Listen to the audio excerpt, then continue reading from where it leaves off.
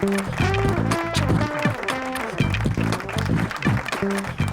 right, welcome back to Up Late. Thank you for staying with us.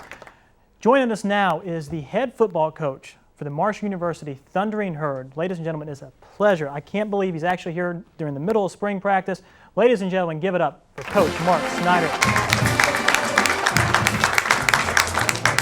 Thank you for doing it. Got a great crowd. Oh, absolutely, absolutely.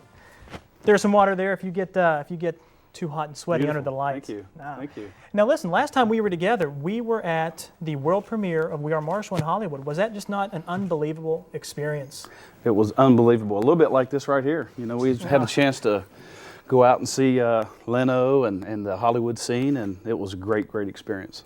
Now, you actually got to walk the green carpet and get interviewed by the international media and the international press, and you know, that had to been.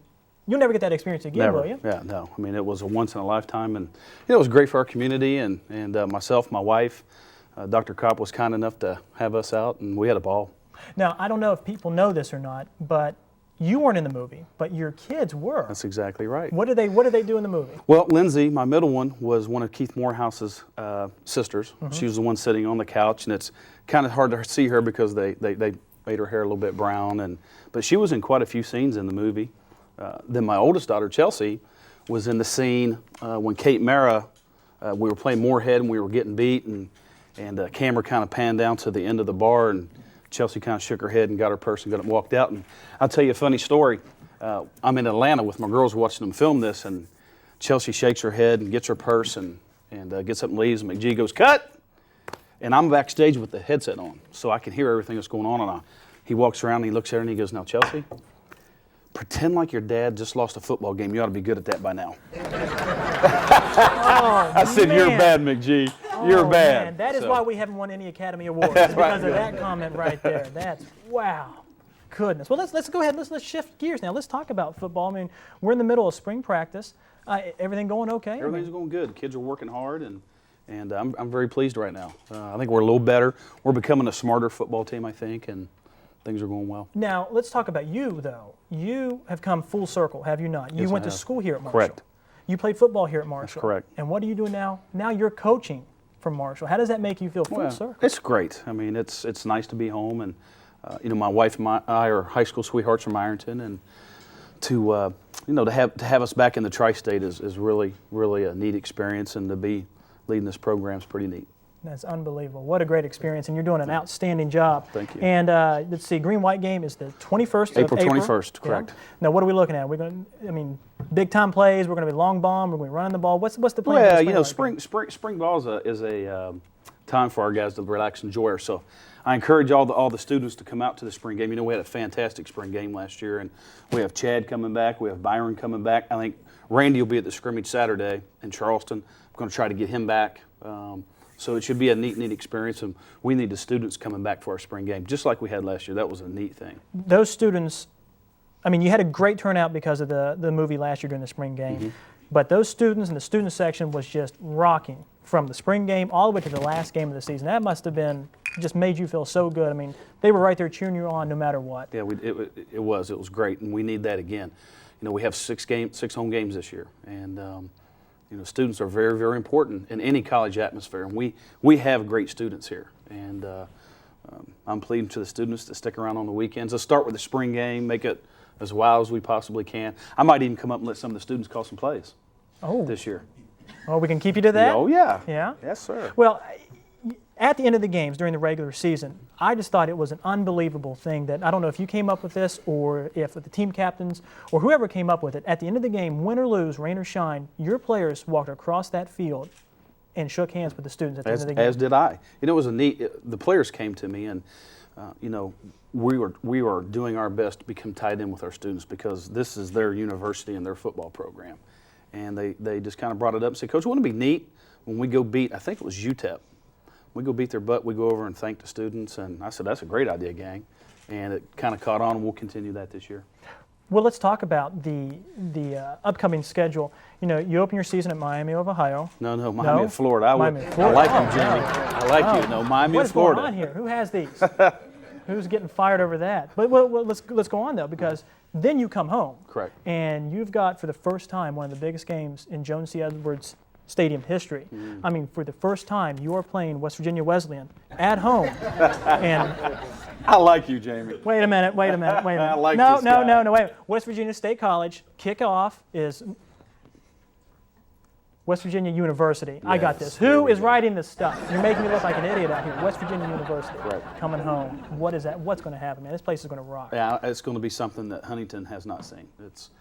I've been part of some of those big rivalry games, and I've seen those atmospheres. There won't be a ticket. It'll be standing room only, and it'll be a wild, wild Saturday and a great, great Saturday for our state. You pumped? Ready to roll? Yeah. Yes. Absolutely. Well, listen, I don't want to take any more of your time, Coach. Thank you for being here. Thanks for having I me. really appreciate that. it. Thank you. you. Guys have done a Coach great Mark job. Snyder, ladies and gentlemen. Thank you. But wait a minute. Let me stop real quick and say that when we found out that you were coming on here, there's a student in our class Okay. that knows nothing about football. She's completely clueless, and when you meet her, you'll see why. She's completely clueless, but she wanted to meet you. Okay. She would like to play a football video game against you. Do you got time for that? Bring Just her a few on. minutes. You want to Where's do she it? at? All right, Bring let's her see. on. Where is she? Let's do this.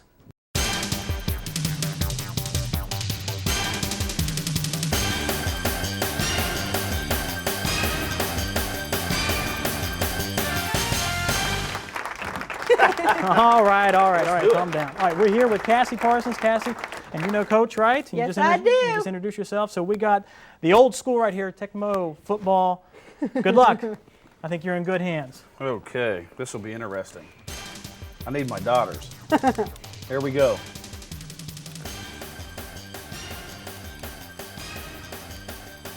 Oh, I missed. I know I can get a There we go. basket. Come on, I can get a basket. We're playing football, sweetheart. Oh. And I think we made a big mistake with that one. We're going to have to think about that for next time. All right, ladies and gentlemen, it's now time for a segment we at Up Late like to call Herd Homes.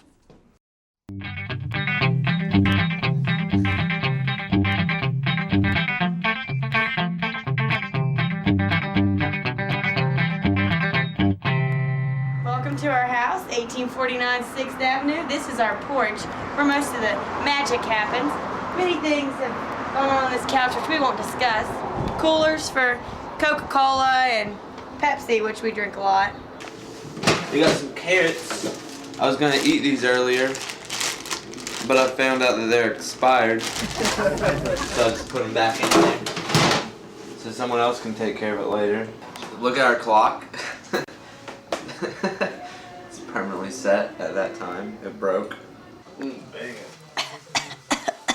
been bringing the TV out here, watching it on the porch instead of inside, because you know, why sit inside and watch TV in such beautiful weather? It's much nicer to watch it outside.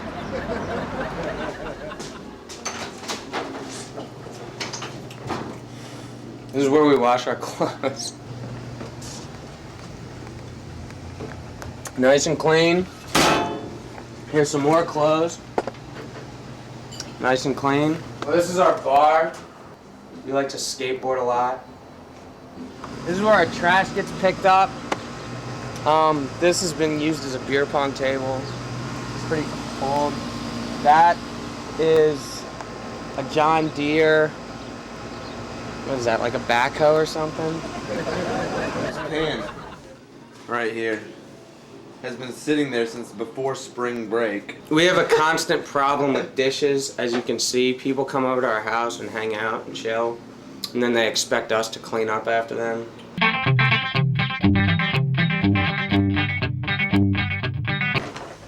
This is my room. You want some music? You want some tunes? This is my room. This is it's my desk. I have this. I like to exercise a lot. Actually, that's Kate's. It's not mine at all.